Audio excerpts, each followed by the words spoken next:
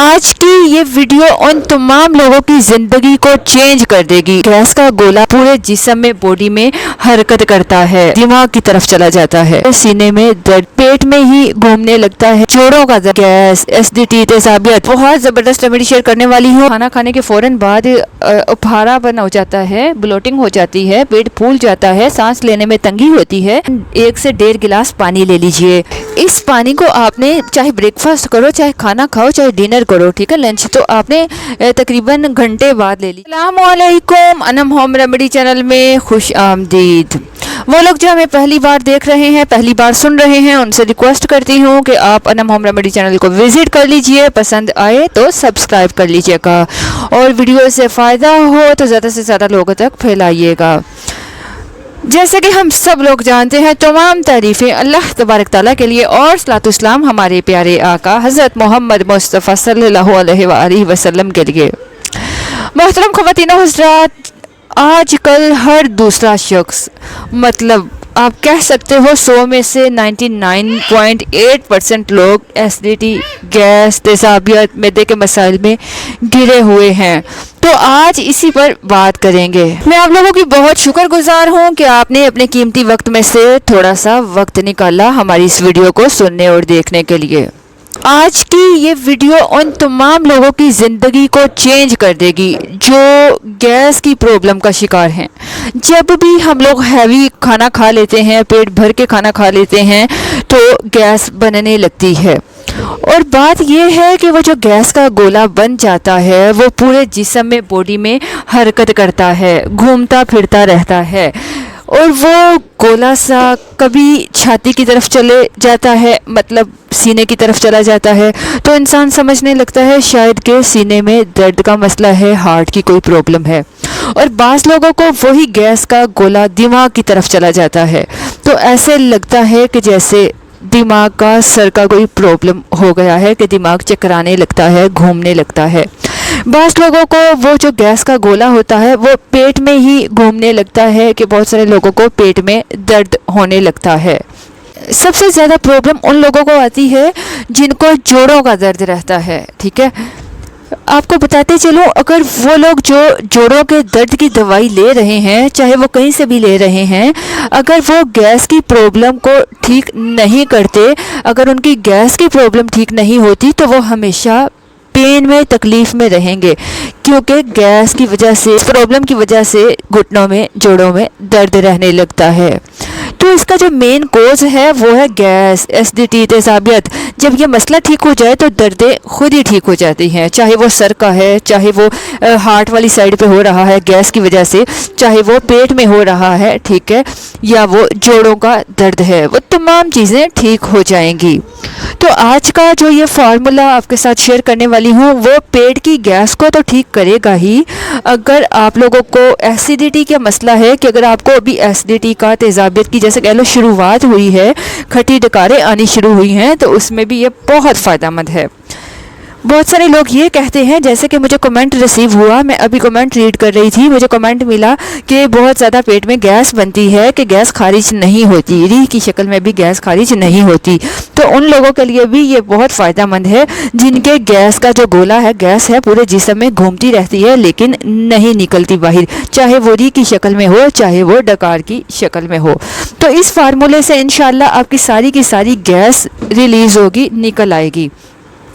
अब सबसे अच्छी बात यह है कि जो रेमेडी आप लोगों के साथ शेयर करने वाली हूँ, ये चीज़ें आपके पास अभी के अभी, मतलब आपके किचन में इंशाल्लाह ज़रूर मौजूद होंगी, जिसके लिए आपको बाहर दूर दराज इलाकों में जाकर इन इंग्रेडिएंट को ढूंढना नहीं पड़ेगा। तो बहुत ज़बरदस्त रेमेडी शेयर करने वाली हूँ। इस रेमेडी को देखने के लिए पूरी वीडियो के साथ बने रहिएगा, अच्छे से नोट कीजिएगा कैसे बनाना है, कैसे यूज़ करना है और कैसे इस प्रॉब्लम से छुटकारा पाना है। मैं आपको बताऊं कि गैस का जो ये मसला है ना, ये बिल्कुल ठीक हो जाएगा कि आप भूल जाओगे कि गैस का भी कभी कोई प्रॉब्लम होता है, लेकिन आपको इसे मुसलसल 2 से 3 हफ्ते यूज़ करना होगा। अब जान लेते हैं वो कौन सी चीज़ें हैं जिसे हमने इस्तेमाल करना है, कैसे इस्तेमाल करना है, कैसे बनाना है। आइए शुरू करते हैं। मैं आप लोगों को बताती चलूँ, सबसे पहली चीज़ जो आपको चाहिए वो है सौंफ, फिनल सीड। इसमें आपको ख्याल रखना है कि सौंफ मोटी वाली लेनी है, एक बहुत बारीक सी होती है ना, वो नहीं लेनी है। जब आप बाज़ार से सौंफ खरीदने जाओ तो आपको ये ख्याल रखना है कि आपको रंग वाली सौंफ नहीं चाहिए होगी। जो अचार में डालते हो वही सौंफ का इस्तेमाल करना है। मीठी सौंफ ना ले आइएगा, ठीक है। तो और मोटी थोड़ी होनी चाहिए, बहुत बारीक भी होती है, खाने के बाद भी यूज़ करते हैं बहुत सारे लोग। सौंफ में बहुत सारी प्रॉपर्टीज़ पाई जाती हैं जो आपके जो पेट में एसिड बन जाता है ये उसको न्यूट्रलाइज कर लेती है, ठीक है। जब आप खाना खाते हो तो आप थोड़ी सी सौंफ, मतलब थोड़ी सी सौंफ लाजमी खा लिया करो, ठीक है। ये आपके पेट में एसिड नहीं बनने देती, ठीक है। इस फार्मूले के अलावा आपके साथ ये टिप मैं शेयर कर रही हूँ। ये फार्मूला तो आपको बताती हूँ कैसे बनाना है, रेमेडी को कैसे बनाना है।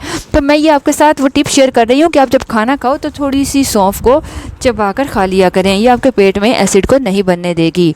अच्छा, ये हो गया वो फर्स्ट इंग्रेडिएंट जो यकीनन आपके घर में मौजूद होगा।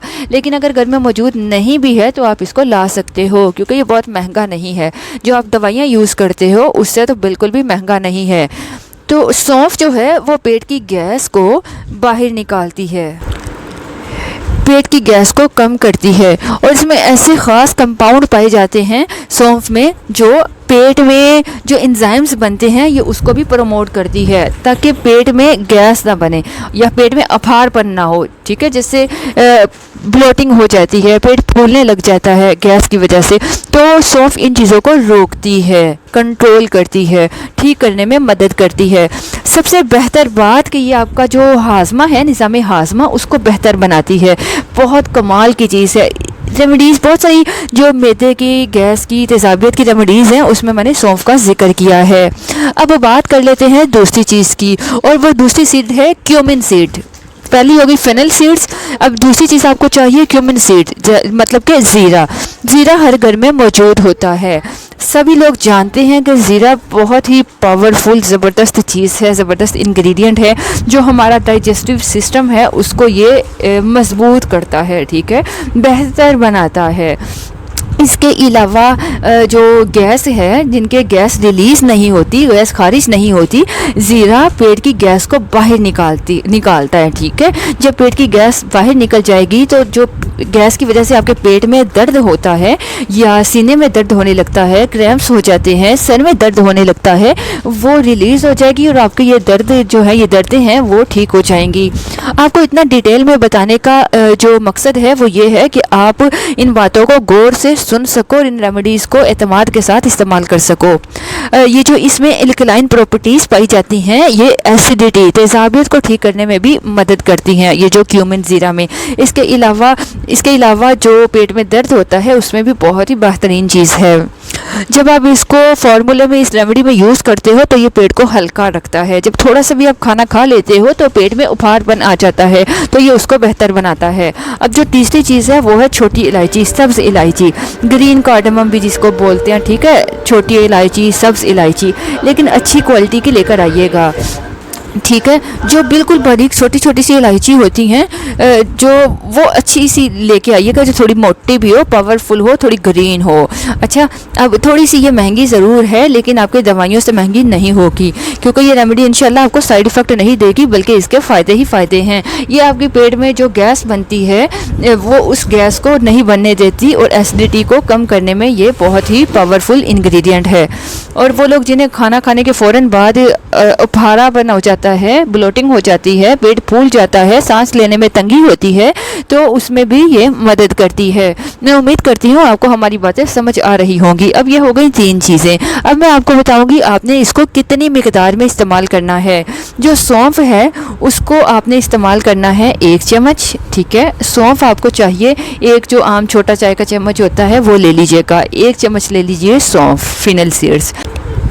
1 चम्मच ही आपको ज़ीरा चाहिए होगा, मतलब इन दोनों की मिकदार बराबर लेनी है।